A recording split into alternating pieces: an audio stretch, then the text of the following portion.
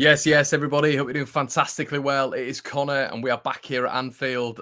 We are back here with the debrief. Hope you guys are all doing fantastically well. Your weekly show provided to you by three fanatical Leeds fans, and we're back here to discuss the Manchester United defeat. We're also going to be discussing the Liverpool game ahead, and we might touch a little bit on Tottenham Hotspur as well. All these good things are going to be coming in the next sort of 45 to an hour. Jack's in the building. Hello, my friend. Nigel, how you doing? Good evening. Super excited for this one. Evening, lads. Bring on the realism. Yeah, we'll get to it. Of course we will. But without any further ado, I'm going to introduce my colleagues on the debrief. We have Brownie with us. We have KG with us. Fellas, how are we doing today? Brownie, how's it going, mate? All good? Are you? Have you had a good start to the week? Yeah, I had a day off yesterday, thankfully. So very nice. I think it was much needed, to be honest, after Sunday. Well planned. Yeah, it could have been a really good day off with 25 minutes to go. But it was a proper Premier League match, wasn't it? It was proper old school, tackles flying in. It just felt like a Premier League game. None of this Watford, Bournemouth nonsense that we've had the last few years. It was a proper old school Premier League game, and unfortunately we're on the wrong end of it. But it's the hope that kills us. They give us them moments, don't they? And then they snatch it away. It's just been the story of the season. That's it, mate. That's it. You bang on. It is the story of the season. We'll definitely get into that. KG, straight off the bat, mate. How you doing, mate? Have you calmed down at all? Are you what's going on? Listen, I know you weren't agitated, but are you mellowed out now? Are you ready for the next fixture in this Premier League, this wonderful Premier League season we're experiencing? Yeah. No, I wasn't agitated with the loss. I think it was expected that we'd lose, but I was more annoyed about the Everton defeat more than this one. This one was disappointing, but the Everton one bugged me way more than the Manchester United one. Yeah, facts. I agree with that. So John B in the building, the holy grail of the football panels. Brownie looks worried. Christ, now I'm panicking. Let's get into that then, lads. Obviously, this is going to be a double header, everybody. In fact, it's going to have to be a triple header. We'll talk about Manchester.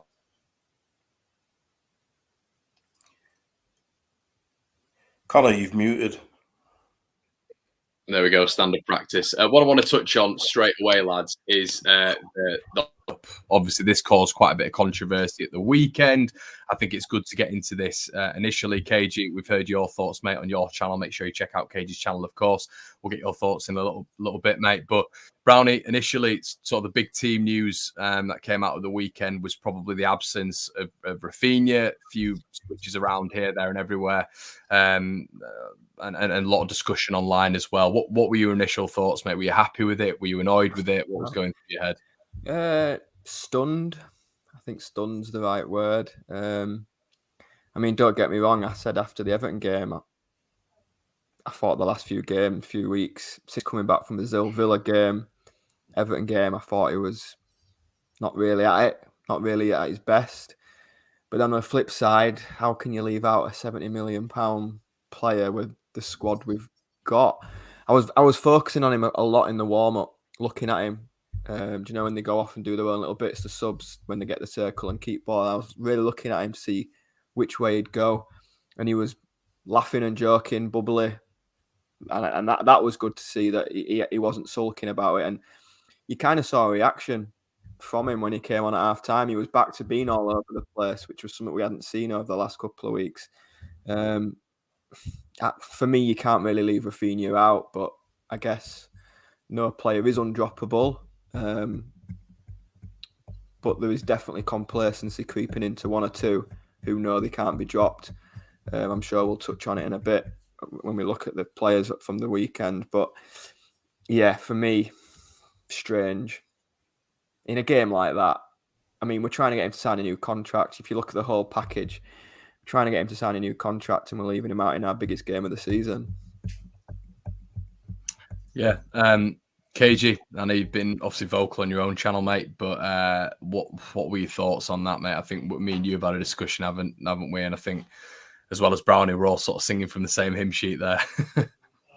Yeah, you just don't leave out Raphinha in any kind of match. I think the only time that you would have left him out was when he first came back from Brazil. That would have made more sense because he was jet lagged, clearly jet lagged as well.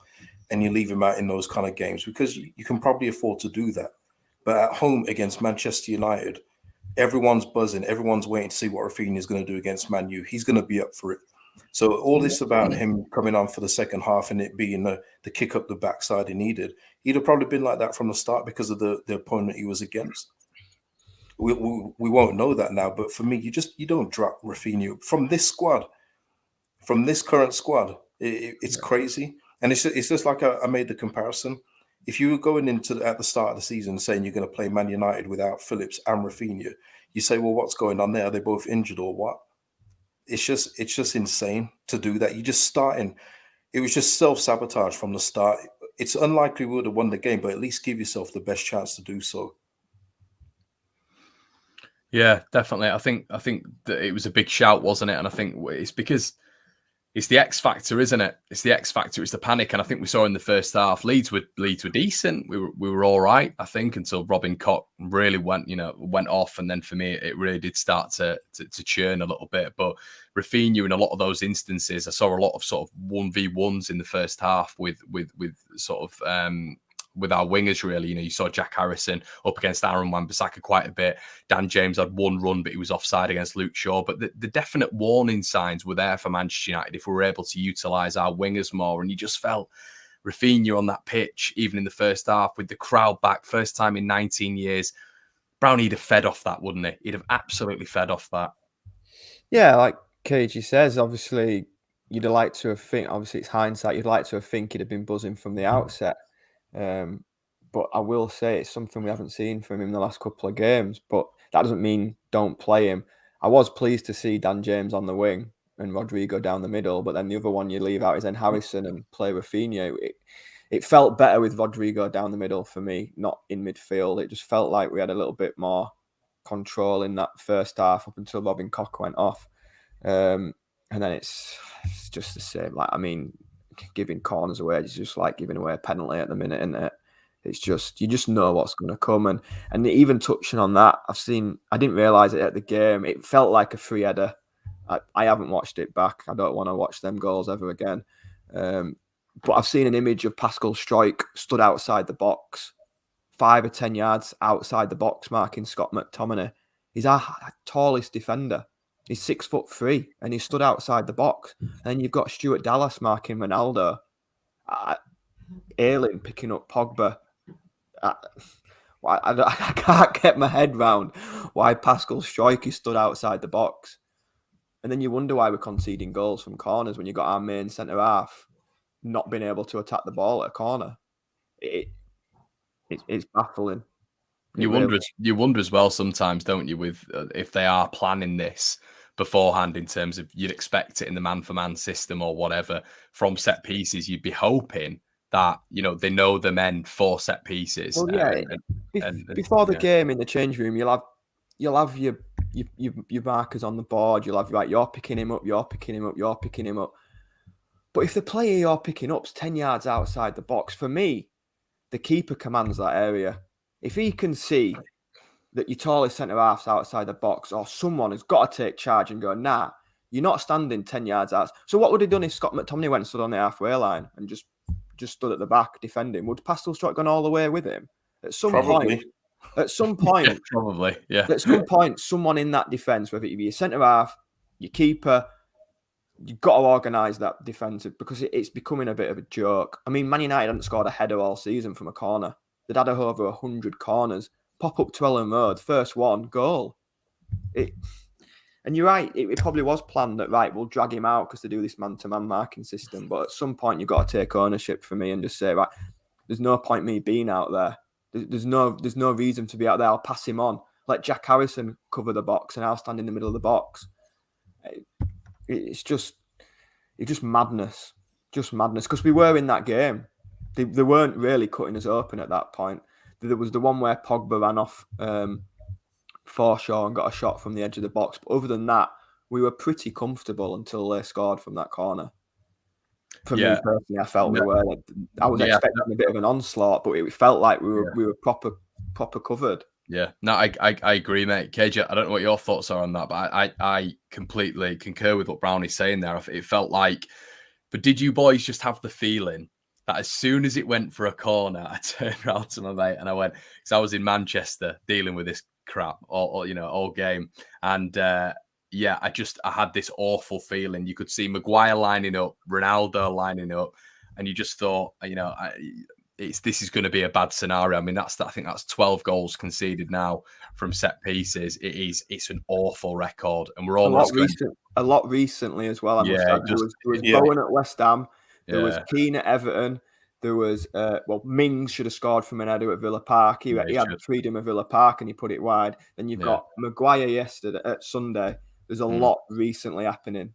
But they couldn't believe it as well in the bar. All the scum fans, they couldn't believe it. They were turning around and going, "What on earth? We've scored from I think it was 140 corners that they'd not scored. They were abysmal from corners." And I don't know what it is, KG. It felt like Llorente, and I've said this on this channel before. I don't know if you agree, mate, but Llorente doesn't watch the ball when he's defending corners. He's all over the man. And I said on my review, I said, if one of the opposing players that Llorente is marking in a corner, a set piece, whatever, goes down and he goes into the referee's face and he says, "Did you watch that? Did you watch it?" He goes to VAR. This guy's giving away five penalties a year. He's always all over the man, and it seemed to be a bit of a problem against Man United, but it didn't even work, did it? It didn't even put Maguire off it. It was so simple, mate. Very, very similar to the Michael Keane goal, wasn't it?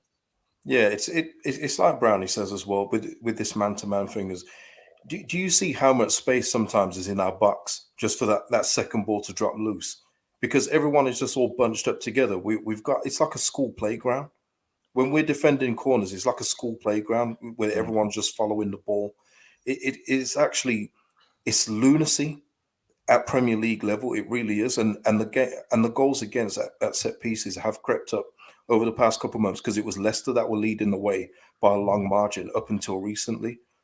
KG, I've always thought from the corners there's a tactic. I don't know if you ever think this, but because naturally the Leeds team aren't a big side, and actually we had Robin Koch on, we had Pascal Strauch, so we had one of the bigger sides that we've had at the weekend for a spell anyway with Robin Koch. But I always feel that a tactic that is underused by Leeds United at corners is Illan Meslier. It's always floated in at the penalty spot, and I always think just come out and punch it, come out and catch it. But he always seems I don't know what the instruction is, whether or not it's to stay on his line. He just always seems in absolute no man's land when it comes into that area. Well, the thing was, he was doing this before. He was doing this last season and earlier in the season. But Brownie mentioned it in our group chat. He has been off form. But the thing is, who can you take him out for? I've seen it over the season where Pickford has been taken out, whether that was last season, but Palace have taken out their number one keeper for spells. Other teams have done it because they've got a capable backup. Whereas again, let's not harp on about it, but we don't. No. So we have to stick with Meslier right now, even though for me, I would have taken him out just for a couple games. Just say, listen, kid, you're a youngster. You're going to get games like this, going to get spells like this. Let's just take you out and give it to the experienced guy for a couple of games, and then we'll throw you back in. But we've got no one else to do this right now. So we're having to play through all these trials and tribulations. So we're getting the good stuff of the shot stopping sometimes, but even I've noticed, and I'm a big Meslier guy, but even I've noticed some of these shots that are going in right now are just they're so basic, man. Like we can't buy a save right now. For me, and I've always had I know Melior's a big favourite with Leeds fans, but I've always had a bit of a question mark. I mean, the Meslier that came on the scene at Arsenal away in the FA Cup, he were pinging balls all over the place. His kicking is atrocious. I'm sorry, his kicking is all over the place. The amount of times he'll kick it out of play. That first half, there were so many throw-ins they were getting. We've seen him in the recent weeks kick it out for corners. It happened at Norwich away. He kicked it out for a corner and they scored. It happened at Villa Park. He kicked it out for a corner, they scored. He's been beaten from 2 free kicks with the walls not lined up properly. And it just seems like you shoot and it goes in. That's the feeling that, and if we're getting this feeling, and on the flip side, what I will say is the defence in front of him has been changing left, right, and centre. So a keeper's only as good as his defence in front of him, and the defence, it has changed all season. It's been different partnerships at centre half. It's been different fullbacks. It's been different left backs. So I will 15 different centre back combinations. Second is 10. Exactly. So he has had a lot to deal with in front of him, and he will make good saves. He will come up and make good saves. He made one from Ronaldo at the weekend. There was one at Goodison late on. Great save late on at Goodison Park. But that's his job. He's there to save shots at the end of the day, and I just think we're not getting enough from him apart from shot stopping, which sounds daft because that's what he's there to do. I think he's an unbelievable shot stopper, but the rest of his game at the minute, he just looks a bag of nerves. And I just think if he wasn't 20, is he still 20 years old? I think he's 21. Is he 21? If he was 27, 28, we'd be looking for a new keeper. He's a very good young keeper, and he's made a lot of Premier League appearances for his age, and he will go on to become so great. But like KG says, I just think if we had another keeper there, I think he'd be probably taken out of the firing line a little bit, because it does seem like, well, I mean, we've conceded 50 goals. And I'm not putting that down to Melia. I'm not putting them all down to Melia at all. But if any team's conceding 50 goals, the first person you're looking at is the goalkeeper. Well, I mean, and also what I will say with Melia as well, he has kept us in a lot of games this season, but it's just the chaos in front of him as well that doesn't give him much of a chance sometimes. When we've got no midfield, when you got centre backs yet again running through our team and getting to the edge of our backs as it have been, the defense in front just being all over the place. None of this helps, and that's where my thing is. Where people say it doesn't matter how many goals we concede, if we lose, we lose. This is all like hitting on confidence too. This is a confidence game. So his confidence cannot be very high at this moment in time. Just going on that comment then, Connor, has our style changed from last season? Very similar. We had 10 clean sheets last season. So it's changed in the fact that we don't press like we did last season. The energy isn't as good as it was last season. No, and the quality in passing is not there at all. And the other thing you've got to say is he's got no Phillips in front of him. He's got no Phillips protecting Cooper. As much as he makes mistakes, he obviously is a big organizer back there. He has to be, because the amount of goals we've leaked lately, it's frightening. I mean, 4 at the weekend, 3 at Goodison, 3 at Villa Park. That's 10 goals in 3 games. I think the big thing with those two as well, when you're looking at Everton and Villa, is, I mean, Villa, since they played Leeds, have been absolutely atrocious. And then you look at Everton as well. I mean, I managed to catch up on the game, the Southampton game. Southampton ripped them apart. They absolutely ripped them apart. And it's one of these things at the minute where I want to get on the system as well, lads. And I think we're all sort of in the same blueprint, really. I don't want to go through all the goals because, like Brownie said, it's painful, especially the first 2. But what I want to do is, when we get back into the game, it's 2-2. I want to get everybody in the comment section's opinion, and this might be quite divisive. But for me, you've got to take the emotion out of the game. I understand it's the first time I played at Ellen Road, 19 years, that this and the other, we've got back into it.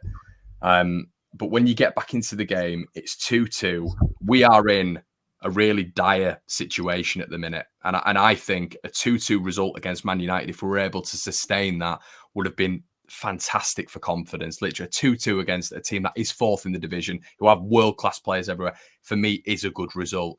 I just want to get your opinions. Would you have liked, I'll come to KG first, to see a little bit more game management? And what I mean by that, KG, is we were still getting Firpo bombing on. He looked absolutely knackered. The fullbacks, obviously, both of them were bombing on. It was still one-touch football. Leeds was still leaving so much space. Man United were able to curate a fair few chances in that last sort of 15, 20 minutes. Would you have liked to have seen Leeds just maybe adopt a different style, maybe 2 banks of 4, and just look to counter-attack and really frustrate Man United? KG, which we've seen Burnley do very, very recently, and other teams do, where Manchester United naturally struggle. Yeah. Well, that's the problem, and this is what I've been saying as well in regards to some of the weekend results as well. You see, in other teams that are below us have a separate game plan depending on the opponent. We just play the same against every single opponent, and the thing is, it's not like he can't do it, because I saw this guy do it last season. He did it towards the end of last season in the last 10, 11 games. We really did. But he's not doing it this season. He made Forshaw look like a little kid out there against Pogba. That must have been embarrassing for Adam Forshaw, because Pogba floored him about 4 times in that game before he went off on 66 minutes. You can't go man to man against some of these teams in the league.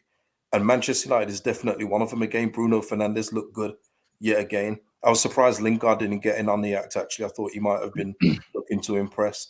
Yeah, he was But poor. we do need to manage the games more. I'm looking for the game management where we was 1-1 at St. James's Park earlier this season. I'm thinking, let's go for the win. But instead, we kept the ball. If you remember the last 5 minutes and in injury time, we weren't pushing for the win against Newcastle. We was managing the game and hoping to get out there with a point. Now, I'm saying you can't do that from whenever we got those 2 goals. But you can manage the game a lot better in terms of just making it a little bit harder to break down, put down the banks. And we'll go, when we talk about the Liverpool later, I mean, I've got my preferred team, what I posted out, but you just have to make it a bit more organized. That's all we're asking, just a little bit of organization, because it's just chaotic. It's just chaos everywhere. I mean, I'd have preferred it to be stay 2-2 because I predicted a draw. I was looking at the clock thinking another point here. What I will say is, when we scored them 2 goals, they were on the ropes. That place, Ellen Mode was rocking, and we had them. We were on top. We were tackles flying in, and just before they scored their 3rd, we could have gone 3-2 up. Literally 30 seconds before the ball's got, I think, with Gelhardt with the header, and if Raphinha had been coming in at the back post like for the 2nd, we'd have gone 3-2 up, and we'd probably all be saying, wow, it's risk and reward, isn't it? With hindsight, yeah, of course we want to see the game out 2-2. Brownie, though, with the current predicament, though, 3-2 for me still, I'm thinking, even if it's 3-2 inside 57 minutes, I'm thinking there's too much time here. We're way too open. That's what I'm talking about when it comes to game management. I'm thinking, even if it is 3-2 and we go up, I still don't have any confidence that we're going to shut up shop, frustrate Man United, and potentially even hit them with one counter attack. You know, it just seems I mean, I don't think the substitutions at half time didn't really. I mean, we took a centre back off and put on the centre forward. Once we'd got back, I don't think in the wildest dreams anybody imagines to get back to 2-2 with over 35 minutes left. The players that were left on that pitch, it was very attack, and we've made 3 subs. Now we can get into the concussion substitution. Should we have had another sub? Should we have had one left? Quite possibly. I think we should have had another sub up our sleeve. But when it went to 2-2, I mean, there was Ayling, Strike, and Firpo, and the rest were just attacking. Yeah. That's all there was. Yeah. There was 4 shots. Honestly, I mean, it was. How do you feel about that? Like, I understand it's brilliant. You know, we want to get the winner, but I think I don't know about you two, but I did feel after about 5 to 6 minutes, I agree with you, Brownie. That 5 minutes after the goal, we were on top, and that was when we really had to score. But after that, I felt they really started to take control. And for me, at that moment, you've got to really adapt, and I feel like it's still the same thing. It's going up. You know, they're bringing subs on to influence the game, obviously, which they did. Both of them did. Yeah. And I think at that point, Leeds have to adapt. It can't just be the same thing over and over again, because they were getting chance after chance. I mean, people will probably point the finger at Firpo for the 3rd, but he just, that one I was talking about, he just crossed the ball in for Gelhardt, the header, and he's on his way back, and it might have been Strike. Pings this ball out to him when he's facing the wrong way. I agree with you. Not even looking at the ball. And that's the game management where you just think, hang on a minute, he's not even ready for this ball. And he just pinged one, and he had to control it with the out. It just looked a mess. I agree with that. It just looked a mess. That's when you just think, like, put your foot on the ball, pass it back to Meslier, get back in and regroup and go again. And it just felt like everybody was caught up in the atmosphere and just very eager. And it was just like, right, we've got to, let's go get another one, rather than right, let's gather ourselves. And yeah, it was poor control from Phil, but he didn't want that ball. No, he didn't need that ball, and it's a shame. It was a shame because it was a Premier League classic, and obviously the wrong way. But it had potential to go down in history as wow. If we'd have turned that game around against them, when you look at them, I mean, someone's pointed Pogba. He's a £100 million player. You got Ronaldo, you got Fernandes, and this is the league we're playing in now. They're the players that we are going to be coming up against week after week, and yeah, I guess when you're looking at teams in and around us who are getting results against them, that's my concern, because they can also say the same thing. Obviously Burnley can turn around and say, well, they've got £100 million players, but they're able to dig in. They've got they're able to manage a game and get a point out of it. That's what I do worry with Leeds at the minute, KG. I mean, what were your thoughts on it, mate? I know you've mentioned game management quite a bit with Leeds United. Did that frustrate you a little bit? I'll tell you another point as well, KG, just to add on to that. I did think what I'd have loved to have seen, to add to Brownie's point in terms of Pascal Strout, just hit the channels a little bit more. The weather conditions, turning Aaron Wan-Bissaka and Luke Shaw around with our pace, Raphinha and Dan James, turn them around, hit it in the corners and really put them under pressure down that side, instead of just this, one-touch passing and all this sort of stuff in our own box, and they're just waiting, Man United, for that mistake, aren't they? But that's a part of the issue, isn't it, with the way that we're playing? I think quite a few of the players, they won't say it out loud, of course they won't, but there's a lack of confidence. There's a lack of confidence through the team because of the results that keep on happening. So it's going to affect their play. The amount of times you see a player of ours take 3-4 touches before they release the ball, whether it's backwards or to the side, that shows you that they're not confident in what they're doing right now. And yeah, Dan James could have been utilized way more as well, because I thought James was terrific overall. And I think it keeps up a theme with Dan James. I just think you can't really drop him. The only time I said to drop him was after Harrison got a hat-trick, just to see if you could get Harrison to keep ticking. But yeah, again, it's gone. It's gone. And apart from that chance that he had in the first half, there was nothing there from Jack Harrison again. But there's a lot of things that concern me overall, and like people saying, and I said it on my thing, that the fan base is starting to get into that pre-Bielsa divide again, where people just aren't respecting people's opinions and everything else like that, because we're in such a dire state. But that 5 minutes has been talked about today. That 5 minutes of when we got back to 2-2 is being talked about today online. Now, if that was any other team, and I've seen it a lot this season with things that are happening for us, because there's been little joy, we're having to hang on to pure scraps. But if anybody else was celebrating getting 2 goals against Man United but still losing the game, like what is it, 2 days later, we'd be hammering them, calling them tin pot and everything. But that's where the standards kind of are this season right now. It's just worrying for me, just some of the things I'm seeing around other people. You'll never see me getting involved in it though. I stay out of all those conversations online. I just observe from afar. It's not nice to see. We need the team to get back to something, just so we can talk about things that are going on the pitch positively again. Yeah, I think the big thing as well last season was the fact that we were scoring so many goals. I think there was a stat last season where we conceded 30, but we'd scored 30 or something like that within the first quarter of the season. Whereas this season, obviously with the Patrick Bamford missing, which is massive. I still think it's the most important player that's missing at the minute in terms of the system. And I think obviously that aids us defensively as well, being able to press from the front like he does. But I do think that us not scoring as many goals naturally is putting a lot of pressure on the defence as well. And it is a problem at the minute because there's no sort of equilibrium. And yeah, we need something to go up front a little bit more, don't we? I think that's definitely something to focus on.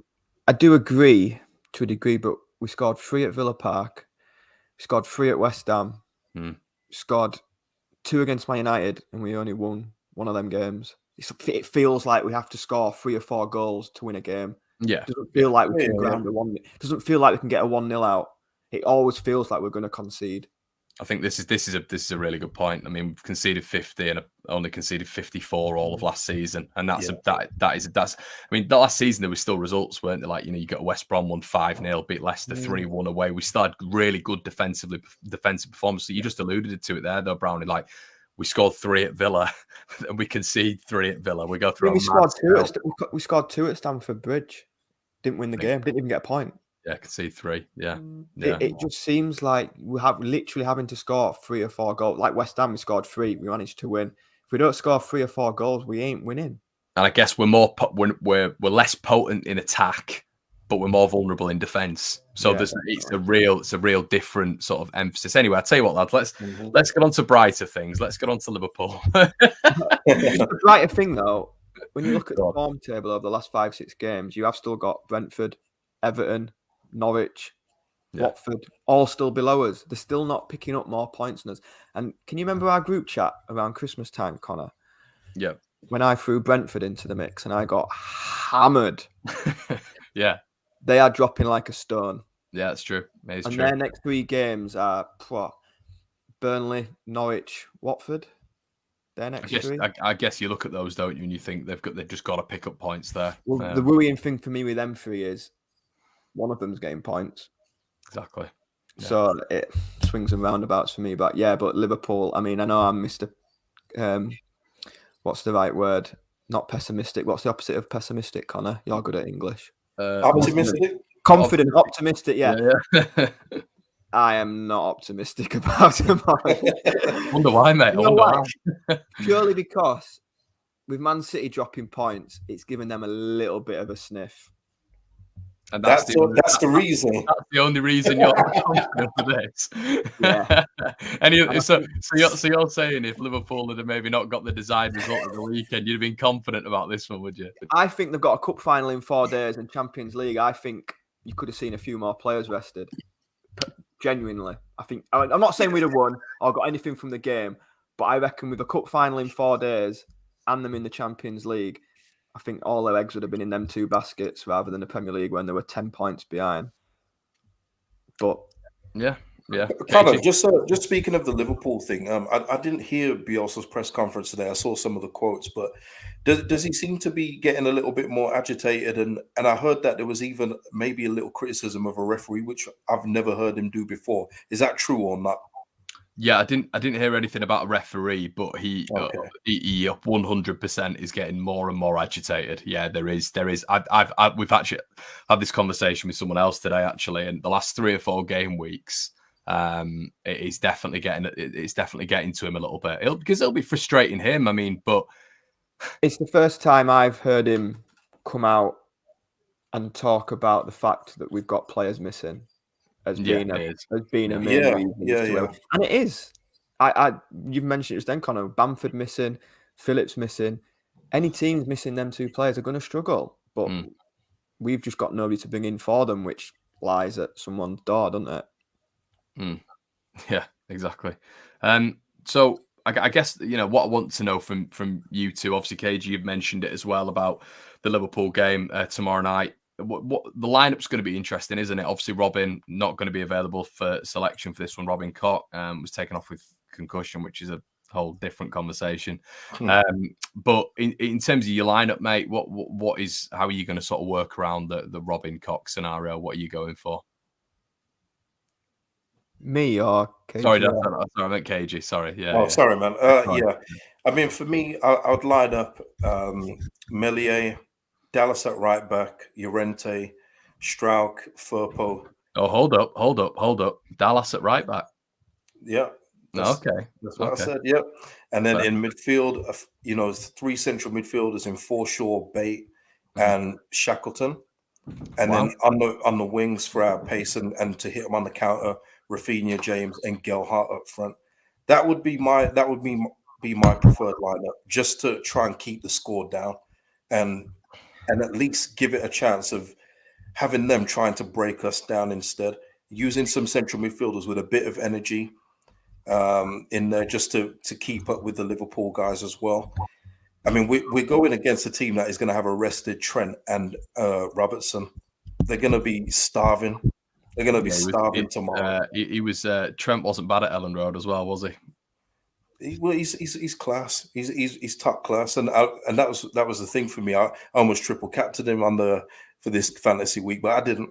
But no, it's for me tomorrow. It's about keeping the score down. I've tried in my head of every scenario of where we could possibly even pick up a point, never mind a win, and I just can't see it. If they could do it tomorrow, man, fair play to the team. Honestly, fair play to them.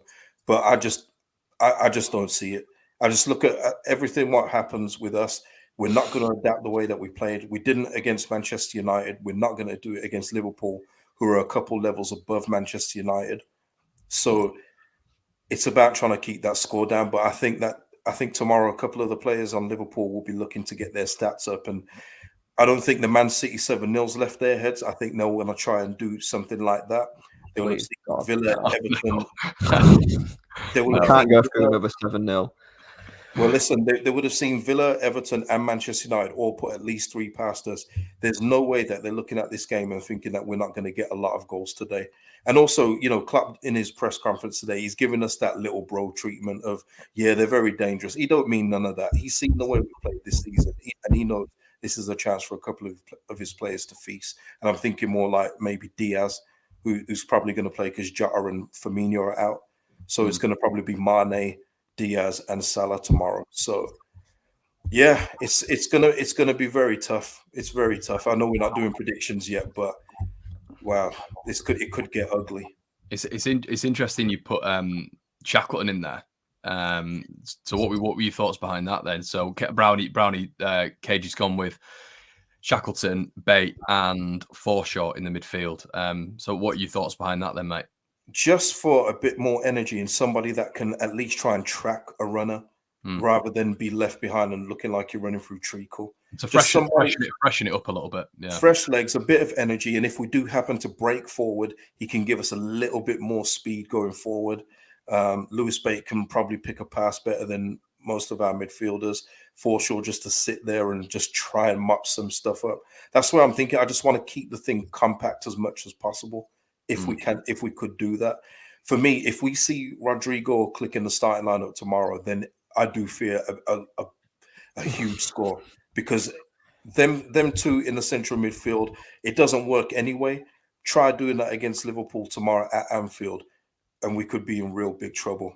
Well, you know what I think? I think there's going to be a little tactic from Klopp as well. I think he's going to. I wouldn't be surprised if you saw Harvey Elliott starting in sort of the 10. That wouldn't surprise me whatsoever. Sort of starting maybe Fabinho and who else would go in the midfield there, KG? I'm thinking of a number 8 that they've got. I think that's where I was going with this. I think it's going to be Thiago, because he's going to be ball orientated, isn't he? And he was brilliant at Ellen Road. That Pogba sort of, if they can get past that man marking system, it's going to be a difficult one. But it's an interesting lineup there, mate. A fair few changes. Just before we get Brownie's thoughts on the lineup. And he's probably, I presume Brownie's going to disagree with you. I don't know, but he might fully agree with you. But Luke Ayling, so you think Luke should be dropped for this one? It's an interesting shout. We didn't really have a particularly good game the other day, but you would go Dallas instead of him on that right hand side. Yeah, absolutely. I don't think Ayling's been good all season long, and once again, it's that revisionist history that Leeds fans seem to have. He wasn't good at the start of the season, and then he goes out injured. And people say we need Ayling back when they were calling for him to be dropped. I don't think he's doing anything. And again, listen, I keep going on about this, but no one's going to listen until they see the light, and then everyone starts talking about it. But again, on the game against Man U, he's there trying to talk to the ref. The ref's not listening to Ayling, but the ref was there standing up talking to Ronaldo. He's talking to all those other guys, fully eye contact and everything. Ayling trying to talk, he's just turning away from him. There's just no respect there for Luke Ayling as a captain in the Premier League. People think that things like this don't matter, but I mean, at Anfield, you're going to get crushed. But I just don't think Ayling's been good. And if you can put Firpo at left back and Dallas at right back with what we've currently got, I would certainly go for that. Yeah, Liebs in the building says Liverpool fans said earlier it would be Elliott, Fabinho, Thiago on Wednesday. All their players arrested after Norwich. Brownie, not come to you all yet, mate. In terms of your lineup, interesting selection from KG there. A fair few changes. You'd sort of presume Liverpool are going to go with their standard formation there. They can go to like 4-2-3-1 or a 4-3-3 normally, don't they? So, how are you expecting? Least, what would you like to see? How would you like to see? Well, what I'd like to see and what will I see? Probably two completely different things. Well, we know that this is just like fantasy football. It's just fantasy. I just don't think we'll change. Can't see it. Is there any personnel that you prefer to see in that sort of setup though, like that 4? I agree with KG. I don't want to see Click and Rodrigo lining up in the middle. I don't. If Raphinha will come back in, I don't want to then just see that means that Dan James goes back up top and Rodrigo click in the middle, because it's just wide open. And when you're playing at Anfield, on the flip side of it, I'm not sure chucking Bate and Shackleton in. I can see the logic behind it because it is more energy, it is more legs. But away at Anfield, that's a baptism of fire for two young lads. I mean, I saw Liverpool at Elland Road this year. Honestly, it could have been anything. It really could. The one team that came to Elland Road, and I really thought, wow, there's a difference of standard here. I mean, I know I went to the Etihad and they scored 7, but there was a couple of worldies in there. But Liverpool they cut us open at will. Yeah, they really did. They really cut us open at will at Elland Road. And do you know, Brownie? Do you know what I remember with Liverpool? I just remember like in the midfield, we'd get close to them in the midfield. It just didn't make a difference. It was just bang bang, and like we'd come forward in the midfield, and you're so right, mate. It was the start level. It was just, we're just going to take this ball off you, and we're going to take it, and you're not going to do anything about it. It really was like it was the first time. Well, probably the only time I thought we are miles away from the top level here in this league. Like they really were different. They were just levels above everywhere. It was like men against boys. It really was. It was like when you played at school and you knew you were going to win all the time. And you were playing against a rubbish school team. That's really or if you're like year 9 and you're playing the year 13s. Yeah, it was just really like that. But yeah, I think Gelhardt's done more than enough now to say that's my shirt. I want to play up the top. But I've seen a few comments saying, and the right, Roberts will be well rested, so you might see him. Give him another rest. They're joking. I know. But yeah, for me, when you're looking at where we are, you've got to think where we're going to get points. So we've got more chance at Anfield or home to Tottenham.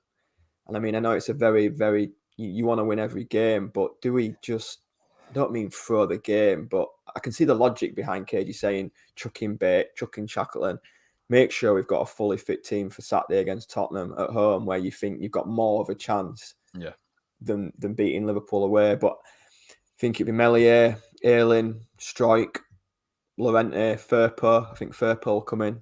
Yeah. And like we've mentioned a few times this season, he just needs a run of games consistently, whether he's poor or not. He's our left back. He needs to just be playing at left back constantly. Dallas, Forshaw. Yeah, I'd quite like to see that in the midfield, to be honest. Dallas, Forshaw, just let them two, just tell them, just sit there. Don't go marauding around Anfield and across Stanley Park. Just sit and defend and cover. And then you'd have Rodrigo, Raphinha, James, and I'd like to see Gelhardt. So we're all officially I think it's probably the first time we'll all agree on this, but I mean, I'm a big advocate for it, but we're all taking Harrison out for this one. I think that the reason I would say it is because I think James is just more horrible. I feel I still think if Trent's looking at Jack Harrison or Dan James, I think Trent's picking Jack Harrison every day of the week. I think there's still space in and behind Liverpool. Which, listen, it's going to be ridiculously difficult to exploit. But if anyone's going to exploit it, it's going to be someone like Dan James. And for me, he's way more consistent than Jack Harrison. So I think, it's interesting that we're all agreeing on that point there. For me, he's got more pace. So he's going to be quicker if we do get the chance to counter and pick them off. I'm not saying we will. I'm just saying he's got more chance of that opportunity or a ball over the top. I think James is quicker. And he's just more, he's like a wasp you can't get rid of. He's just more live. He's just putting people under pressure more. There was one at the weekend where he chased back. I don't know who it was. It was on the right-hand side. And it was he started tracking back near our penalty box and he won the ball back in front of their fans near our bottom corner. And he just seems to have that more bite to him at the minute. Yeah. So, yeah. I think as well. I mean, obviously on this show as well, I want everyone else's point of view as well. Dee's come in and said Harrison destroyed Trent at Anfield. I don't think he destroyed him.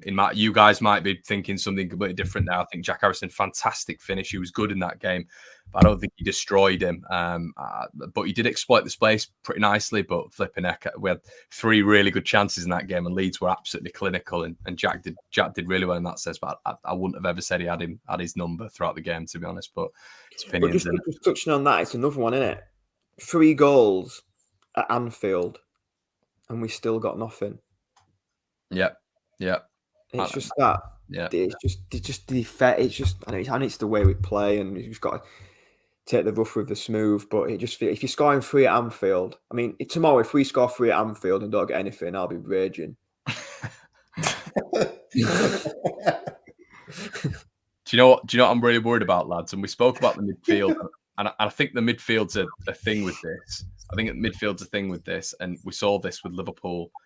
I won't maybe watch them as much as KG, but I could not believe the intensity of the press at Ellen Road. Anytime we had it at the back, they were on us. It was relentless, and it was packs. And it just, I remember it just not stopping. It didn't stop for 90 minutes. And our lads, we always talk about our physical output, but I think that was one of the times where our output was beaten by Liverpool, and they were just cagey. They were the dogs, weren't they? And it's mad to see when you're 3-0 up and you're coasting in the game, that they are still going for it. And they're quite similar to Leeds in that respect, really. But I think obviously our press has been completely absent this year. Yeah, and that's the thing with Liverpool. They are probably the kings of pressing, and that's why their system isn't a normal system that they play. It's very unique to Jurgen Klopp, but it works because he's got the quality of player to do it. But even Liverpool fans have seen that they need to refresh the squad because of the way they play. They need to keep upgrading the players every so often. So they kind of have the same issues as us, but just in a different realm of where they need to be. But yeah, their press is relentless, and that's why their fullbacks can go where they are, and a lot of the time not get caught out because the 3 central midfielders would do all that work for the fullbacks to track back. That's why you'll see Trent. Sometimes Trent gets criticized for his defensive capabilities, but Jurgen's telling him to stay up while whoever it is, Henderson or whoever it would be, Thiago, to clean up behind him. So they are tremendous, and when you add quality to the press that they have, that's why they're that's why they're one of the best teams in the world.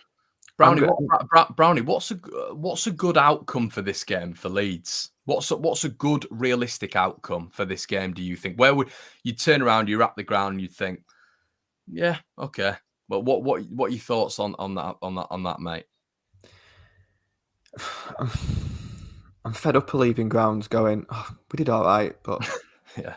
I felt like that on Sunday. Oh, we did well. We got no. I mean, nobody in the wildest dreams. I mean, if you put Leeds on your accumulator tomorrow, you'd need sectioning or something, wouldn't you? I mean, nobody in the wildest dreams thinks we're going to get any. Anybody in this chat will rip your hand off at a point tomorrow night. Yeah, we want to see a performance, but we're getting to the stage of the season now where it is a results business, and we're in 3 months to go. You need results. Yeah. I'd take a point over it. I'd rather everybody be horrendous and just take a point, have a really bad performance and grab a point. I don't care. It's getting to that point now where we just need points on the board, and I'm clutching at every straw I can possibly get. But Liverpool have got 5 games in 13 days. Yeah. No, I am looking at, if we are to beat them, if we are to get joy, because I think we do have to look at, if we are in the unlikely event that we do get something, I guess KG, it's the space that they do leave in and behind, which Leeds have exploited before. I mean, have you any sort of additional thoughts on that, mate? If Leeds are to maybe get Raphinha, in and around those spaces, Dan James in and around those spaces, if Gelhardt starts, yeah, it's even that, isn't it? I mean, KG, just park that point that I've just asked you about. But an additional point to that is it's even just that. It's starting Raphinha, it's starting Gelhardt together. The boost that we'll all get from that will be huge. Yeah, and then we don't have to waste 2 subs up come halftime and leave us with no subs from like the last 30 minutes of the game, when you really should be making double substitutions and stuff. There's just so much wrong, but we're not going to get into all of that. But also, you mentioned the space that Liverpool leave. Just remember as well, Harrison, he got that in an empty stadium. Is he going to do that at a packed Anfield? I'm not sure. KG makes a good point about the subs there. The last 3 games, we've been behind by 2 goals by half-time. Man United, Everton, Villa. We've been chasing games for the last 3 games, and no doubt we'll probably be doing the same tomorrow night. But when we look ahead for Saturday, we can't keep chasing games. Like Villa, we got back into the game, but 9 times out of the 10, we're in the big league now. When teams are 2 goals up at half time, they're winning the game. Yeah. And also just on the Liverpool thing as well, because you mentioned it, in terms of clutching at straws, but I see it as Man City have just dropped points. This is their game in hand. They're going to want to make a statement. All the big guns are going to be out tomorrow. Jurgen's even said he's only thinking about this game tomorrow. He's not thinking about the cup final. He wants to focus fully on Leeds. I just don't like what I'm hearing and seeing out of the. Well, there's an argument. There's a ridiculous argument, and this is what football is nowadays, and the Premier League juggernaut that it is. There is an argument that tomorrow for Liverpool is more important than a cup final. Yeah. Oh, I would definitely say. I think I will say this though. I think now that Liverpool are in the final, I think he'll want to win it. But you've seen the teams that he's put out during this Carabao Cup run. They've been very disrespectful to the competition. But now that they're there, I think he'll want to win it. Yeah, I'm old school, and when I look back at my career, I look back at promotions, medals I've won. I don't and there's this old argument: is top 4 bigger than a trophy? For me, no. You look back at your career, you don't think, I finished 4th that season. You look back at your medals. So like KG says, they're in a cup final. They're going to want to go and win it. Yeah. The team news is massive, isn't it? The team news, if we get to Anfield tomorrow night, you look at the team and you think, oh my God, then we're in trouble, aren't we? If you get there and you see a midfield, makeshift midfield with, there's nothing makeshift at Liverpool, is there? But you know what I mean? Like, not the Harlem Globetrotters. Like maybe like an Oxlade-Chamberlain, Milner. Something like that. You think, oh, hang on, we could maybe get at these. Yeah. Probably still be 3 or 4, but you think, you can maybe get at these. But if you turn up and you've got Salah, Mane, Jota back in. No, Jota's not playing. It will be Diaz. It will be Diaz, or Origi, Thiago, and the rest of the world 11. Then you think, oh God. Yeah, I think the mad thing is as well. Like, I was looking at the game at Ellen Road actually earlier on, and Kabak was playing, obviously, and I think they had Fabinho at the back as well. So they definitely had a makeshift back line. Trent was still playing. Robertson was still playing. I think Wijnaldum was playing as well. Thiago was still in there, but Milner was thrown in, and there was no Salah. So massive changes there. But obviously there was still space. But when I say Ellen Road, by the way, that's the 1-1, not the 3-0 battering. But then obviously they came to Ellen Road and they're really good schoolers. And like I said at the start, Man City have just dropped points at the weekend at the worst possible time. They've dropped points just as Liverpool have a game in hand. It's very Leeds, that, innit? That you just know what's coming. They're just, like KG says, it's going to be attack v defence for 90 minutes. Should we touch on maybe brighter things at Tottenham? Listen, I do look at Tottenham, and I think this is one of the ones that we're targeting, and we like to go game by game. I know KG is a big fan of game at a time, which I understand, but me being naturally impatient, I always look at the games that we're going to potentially win and get stuff off. But Tottenham then, lads, just really quickly, because I don't want to go on about Tottenham for the next 10 minutes, and there's so much that could happen between then and now. Yeah. But it's definitely one where you're looking at and you're thinking they've had really poor results against Southampton. Wolves obviously got a big result against Man City, but they're not a consistent team, KG. And at Ellen Road, you would be looking at that one and thinking, we've got to pick up. I think that's a game. I don't know about you, mate, but we have to pick something up from that. That can't be a defeat. I mean, I hear what you're saying, but Spurs, they did lose to Wolves, but Wolves are also in that top 4 mix. And I think Wolves will be trying to make a statement this Thursday against Arsenal. So we're talking about a team that is very organised. Wolves have got, the second best defence in the league? That doesn't happen by accident. I guess you can look at Southampton at home then, can't you? When they were Southampton have definitely improved over the past month. I don't know what's been in the water down there, but they've definitely picked up a bit. But again, they're using a mix of their experience and their young players that are doing the business, whether it's Broja on loan, Livramento. They've got a good mix there, and they're not scared to use them. But Spurs, you don't know what you're going to get from Tottenham. That is true. That's definitely true. But it's just you just have to look at where we are right now. Are we going to be in any state to go up against these guys after such a good win against Man City? and think that maybe we can get 3 points. I know we beat them last season, but that's a different game. Let's talk about this one. I just think that their confidence will be high after that one. I mean, if we beat Man City this season, we'd be bouncing and think we can win the next one. So I think they'll be in the same mindset. It's gonna be tough. I don't see us winning the game. I guess they've got the rest as well, haven't they? Because this is our game in hand midweek. No, yeah, because they've got no Europe or anything, so they're going to be. No, they play rested. Burnley. Oh, do they? Oh, yes, they do. Yeah. They play Burnley tomorrow night, so hopefully Burnley kick lumps out of them. Is that the? I think that's one we were targeting a while ago, Brian. It wasn't when I was saying that I think Burnley could pick something up from that, and you were like, no chance against Spurs. So that'll be an interesting one because Burnley just a bit of a nightmare in terms of digging their heels in against the big clubs, aren't they? I said we wouldn't lose all 3 of them. We got beat Sunday, and I don't see anything. I think we get something from Tottenham. I can't see us beating Tottenham, but I think it'll be a scoring draw. Draw. Yeah. That's what I mean by sort of minimum expectation. I know Spurs are they're fighting for the top 4, world-class manager, world-class. I mean, Harry Kane the other day is probably one of the best, could be the best performance I've seen from an individual this season. It was that good. But listen, we've got to start targeting some games and thinking we've got to start picking some points up. I can't keep going into all these games. Well, Connor, you don't like you say I don't look to the future, but I've kind of looked at Leicester away and thought maybe that's going to be where we start to get a couple of points here and there because again they're not doing too well. But then it took me back to Everton and thought, well, they weren't doing too well either. Yeah, I mean that's exactly right. Yeah, your target area. I mean, I still think we need 4 wins from 14 games. 4 wins from 14, I think, is very doable. And you get these 2 out of the way, and like Kate said, you got Leicester, 2 back-to-back home games, Villa and Norwich. You got to get one and win. That's what I said 2 or 3 games ago, and you guys shushed me. I was looking at Norwich straight away, and I was thinking that is going to be huge. That game, it's massive.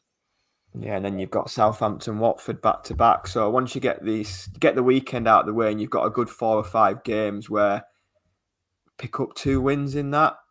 D as well. We won't be doing a debrief if that happens. That's it. And guys, I would like to just say Phil Pickard as well. I think there was a happy 50th message in for him up there.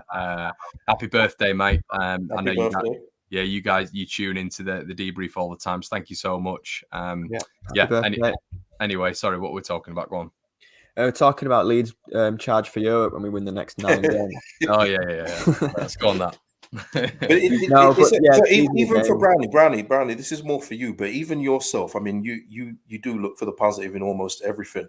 But even like the results, even going back to Brentford at home where we drew 2-2, the Newcastle game. The Newcastle game was the last one I thought where we was going to get a victory, and look what happened there. Yeah, the Everton game also. Does it even make you start to think, can we get 3 points in some of these games coming up? Not tomorrow night.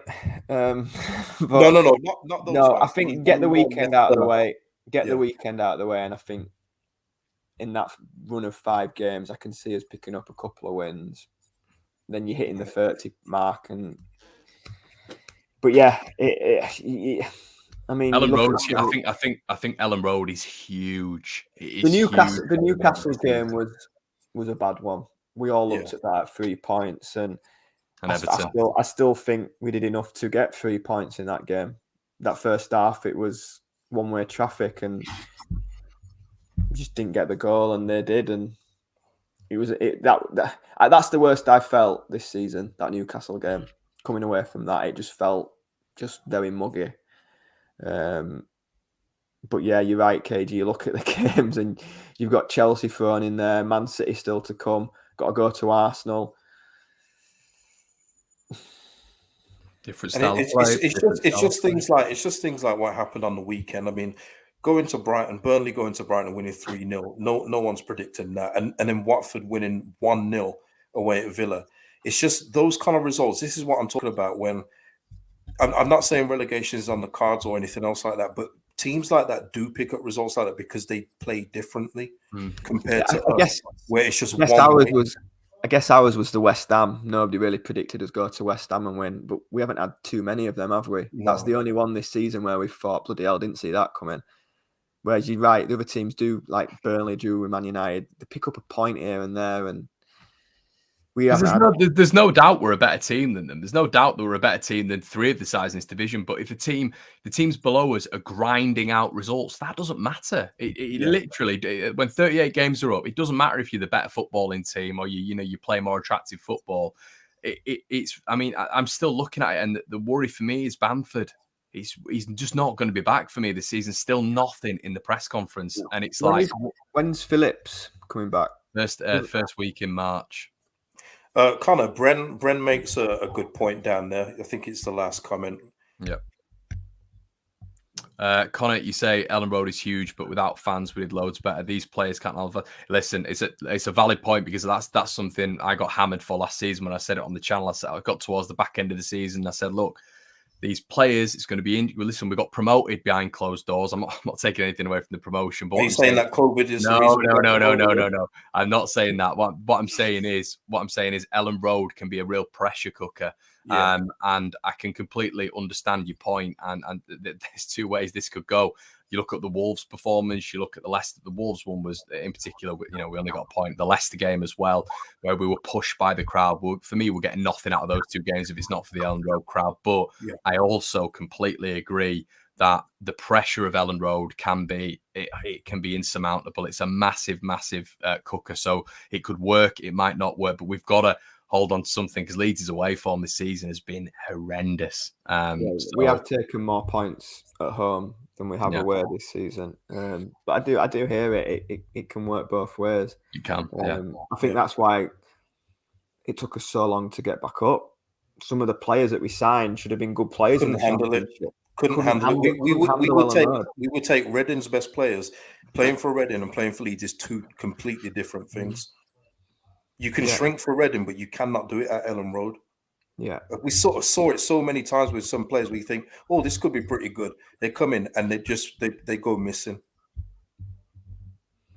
Yeah, but there's definitely games to come. What is it? There's Brighton to come, Norwich to come, Southampton to come. The Watford away one, that's a biggie. That's not so far away. Watford away. There's big games to come, but this is why we wanted to be in this league. Yeah, I would have liked to like it in a minute, but yeah, I know. I hear you. Anyway, hey, we haven't given our score predictions yet, have we? For Liverpool? No, and we're going to get we've actually got some ground on Brownie for once. The league table is updated. Me and KG have gone up a point. Brownie's still topping the table on 6, of course, but me. I like how you keep on putting me bottom, but I predicted it's the alphabet. No. I predicted we score a goal in that game. No, we're not changing the rules, man. It's the alphabet. So Brownie stays top. Brownie said we'd get a draw. KG said I think you've gone on mute again. No, I was looking at the sorry. What was it, 4-1, KG? I think it was. Yeah, I said 4-1. 4-1. I think I went 4-0. So there we go. So that's the league table. So fellas, did you both say 4 goals? Yeah, we both said 4. Yeah. So okay. Right. So we've got. I think Connor should go first for this Liverpool game. So then we. Connor, you go first. We don't sound as bad then. When do you ever sound? When do you ever sound bad on this, Brownie? It never happens. Tomorrow. Okay. Liverpool, Leeds United. It's where I get absolutely hammered online for being a plastic fan, because of my opinion. Hold on, just before we go on, I just want to say, while you're thinking of yours, Connor, Suzanne, Melier, I'm in that camp as well, Suzanne. I think Melier's done terrific overall. It's just the point of he's having a couple bad games. This is where you'd probably take him out for an experienced backup that you'd have, but we don't have that, so we're just gonna have to keep rolling him out. That's all we're saying. Take him out the firing line for a bit. But yeah, go on ahead, Connor. Okay, I'm gonna go. I'm just caveat again. If he changes it up, if he has a different plan, I could see it maybe being a 3-1, but I don't think he'll do that. So on the premise that we've been speaking about of Click and Rodrigo being in the midfield, Forshaw going at the back, and him starting James up front, I'm going to go Liverpool 5, Leeds 1. So 5-1. Brownie, are you going to go next? Yeah, I'll go next. I mean, I've got mine if you want it. No, I've got mine. I think it'd be 3-0. 3-0. Yeah, 3-0. Ganjem hat-trick. No, I think it'd be 3-0. I just think Man No, City. Brownie, you've got to be optimistic. We want to make this interesting. No, This that is title. optimistic. We're going with your result. I just think I think Man City dropping points at the weekend is just horrific for Leeds going into this game midweek. I think if they're only they're 6 points behind now with a game in hand. I think if they're doing 9 points behind, I think all eyes would have been on the cup final. But now 6 points, game in hand, it's giving them a bit of a sniff of the league, hasn't it? Imagine this, a 0-0. Like that for me, that's the most unlikely result ever, mate. Like, tell you what, 0-0. That'd be the best 0-0 I've ever been to, by the way, if it's 0-0. I wonder when the last time there was a 0-0 at Anfield. I can't ever remember that. Marcus, mate, 4-0. Gonna go 2-1 Leeds, says Christopher. I think the last one we won 2-1 there was when a certain Lee Bowyer scored. KG. Mine is again. I mean, Connor made the caveat already. It's going on the basis that I don't think we're going to change a lick of what we've been doing so far. So I'm going to say 6-0. Boom. Okay. 6-0. I think they're going to want to try and match Man City, but maybe they just won't be able to do it. I think it will be 6-0, and my triple captaincy on Salah will look very good. 6-0. Right. Okay. Well, I'm in for a treat tomorrow night. Right. And what we haven't done, lads. So we've got Connor at 5-1, Brownie 3-0, KG 6, Spurs. Okay. Connor. I'll go. Okay. Go I'm going 2-2. I think we get something. 2-2. Who's your scorers, incidentally? Raphinha, Gelhardt or James. Oh, all right. I'm going to go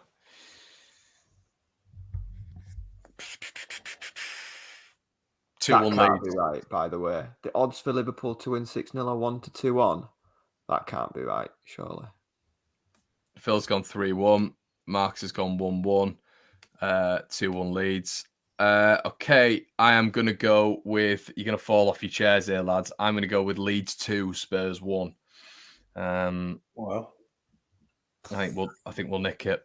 I don't know I what think that's the most positive thing I've heard Connor say in the last 12 months. Yeah, I'd agree. Yeah. I'm not going to disagree with you there, mate. 2-1, 2-2. Yep, Connor agree. 3-1 Spurs. KG, this is bad on you now, mate. You're seen as that guy.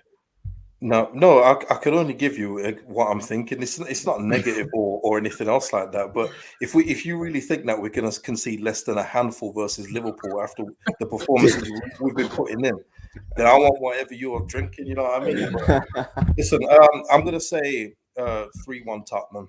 At this point of the week, 3-1 Tottenham. But it wouldn't surprise me if we did win.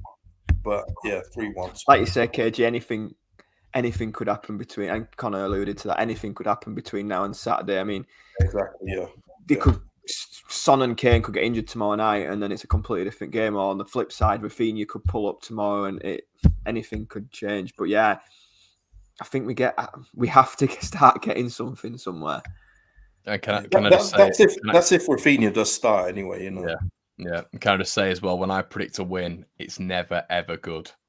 So yeah, that's all I'm saying, everybody. My last throw. Yeah, not been good returns at all. So I apologise for that, but I've got to have the curse has to be lifted at some point. So I think that is an hour and 10 minutes. God, it feels like we've only been going 20 minutes. I don't know what you guys think, but maybe it's just me. But yeah, thank you so much for joining, everybody. There's been 600 of you in the building. Please make sure you slap a like on the video. This will be available on Spotify, iTunes, Google Podcasts, all your good stuff. Make sure you check out the fellas' social media /channels. Brownie, as I always say, is an absolute hoot on Twitter, and KG's YouTube channel will be in the description below as well. We will be back next week on Monday. I'm sure there's going to be some sort of reaction from me tomorrow night. KG's also obviously doing his live streams as well after the game. Go check that out, and we will see you in a bit. Cheers, everyone.